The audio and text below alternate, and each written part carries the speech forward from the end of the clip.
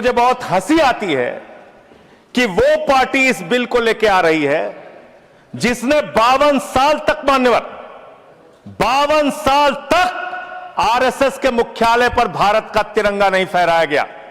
भारत के तिरंगे का अपमान किया इन लोगों ने। एक पत्रिका है ऑर्गेनाइजर 1949 में जिसने लिखा राष्ट्रगान आइटम ऑफ इंटरटेनमेंट है।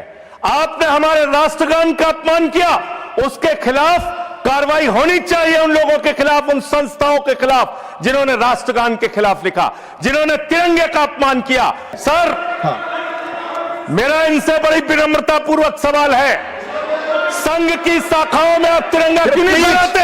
आप क्यों नहीं फहराते? धन्यवाद सर, आपने इस महत्वपूर्ण विषय पे मुझे अपनी बात कहने का मौका दिया। मान्यवर, वंदे मातरम का अपमान बिल्कुल नहीं होना चाहिए, ये हमारी पार्टी का भी मानना है। भारत के राष्ट्रगान का भी अपमान नहीं होना चाहिए, इसके लिए कानून है। भारत के तिरंगे का भी अपमान नहीं होना चाहिए, इसके लिए भी कानून है। लेकिन मुझे बहुत हंसी आती है कि वो पार्टी इस बिल को लेकर आ रही है जिसने 52 साल तक, मान्यवर 52 साल तक आरएसएस के मुख्यालय पर भारत का तिरंगा नहीं फहराया गया। भारत के तिरंगे का अपमान किया इन लोगों ने। सदन की परंपरा मुझे अपनी बात करने दीजिए, प्लीज। मैं अपनी बात करने दीजिए। आप कहिए, लेकिन आप वही बात कर सकते हैं जो सदन की परंपरा।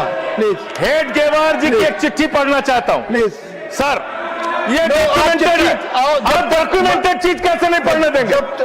एक मिनट आप डॉक्यूमेंटेड चीज कैसे नहीं पढ़ने देंगे? हम बता रहे, माननीय संजय, मेरा समय रोकिए सर, मैं बता रहा हूं, मेरा समय रोकिए। आप माननीय सदस्यगण, किसी भी डॉक्यूमेंटेड चीज को आपको रखने का तब अधिकार है जब माननीय चेयरमैन से आप परमिशन लेते हैं।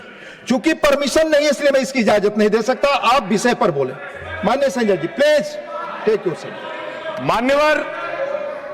मान्यवर, आज वो लोग वंदे मातरम के खिलाफ सख्त कानून बनाने की बात कर रहे हैं।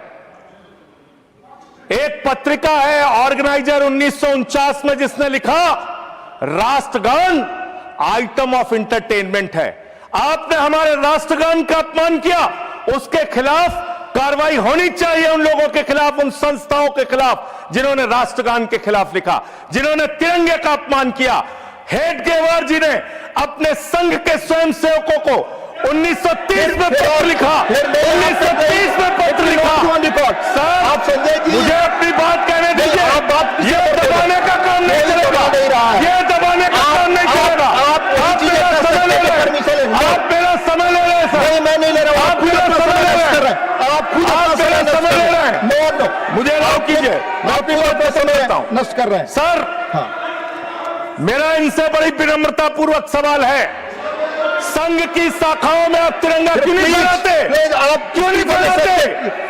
जो आप वंदे मातरम की बात कर रहे हैं, जो ऑर्गेनाइजेशन वंदे मातरम हम भी लगाते हैं। नहीं बोलते, सुन लीजिए, खत्म कर रहा हूं सर। हाँ, बोलिए। वंदे मातरम हम भी लगाते हैं। वंदे मातरम का मतलब होता है मातृभूमि की वंदना। भारत माता की जय हम लगाते हैं, मतलब होता है भारत माता की जय। पूरी दुनिया में हम अपनी भारत माता की जय जयकार करते हैं। आप उन भारत माता की बेटियों के सर तोड़ते हैं दिल्ली में,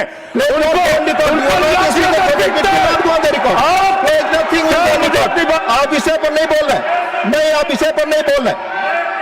आपको इस विषय पर बोलना ऑलरेडी मैं कह चुका हूं। प्लीज आप विषय पर हूं तो मेरी बात दबा देंगे क्या? नहीं, आप विषय पर कह रहा हूं तो मेरी बात दबा देंगे क्या सर?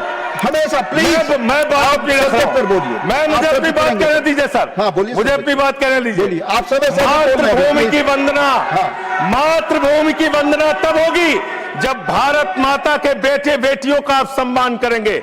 मातृभूमि की वंदना तब होगी जब भारत के किसानों का आप सम्मान करेंगे। मातृभूमि की वंदना तब होगी जब हिंदुस्तान के मजदूरों का आप सम्मान करेंगे। आप सबका शोषण कर रहे हैं, सबके ऊपर लाठियां चला रहे हैं। अंतिम लाइन खत्म कर रहा हूं sir. Ashok Kumar, no, you are not interested in speaking now. आपको अधिक समय दिया मैंने संजय जी। एक मिनट। हाँ, बोले संजय जी, बोले कंट्रोल करें। बोले, आपको अधिक समय मैंने दिया, कंट्रोल करें। आप बोले संजय जी प्लीज। नहीं डिस्टर्ब भी किया इन लोग। अपने और मैं खत्म कर रहा हूं। बोलिए सर, मैं पूरे विनम्रता के साथ चेयर के प्रति पूरे सम्मान के साथ ये कहना चाहता हूं, जिन लोगों ने अब तक भारत के राष्ट्रगान तिरंगे का अपमान किया है, उनके खिलाफ कार्रवाई का भी बिल लेके आइए, हम उसका भी समर्थन धन्यवाद, करेंगे, इसका भी समर्थन कर रहे हैं।